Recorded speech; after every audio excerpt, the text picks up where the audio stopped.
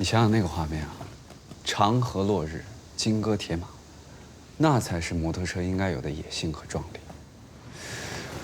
我找了一条线路，1天2晚，穿越无人区，直达海不拉。这趟旅行不是纸上谈兵，路上总得有个照应。我吗？那太行了呀！哎呀，但是你这个技术现在是不太行，还得再练练。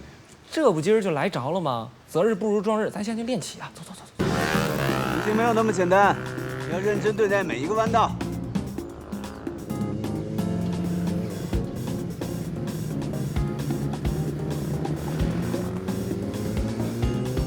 小石，找找 Apex， 试着像我一样压弯。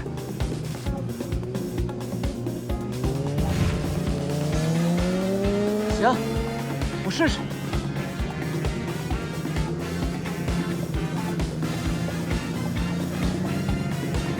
还不错嘛，下一圈我不等你了，自己试试。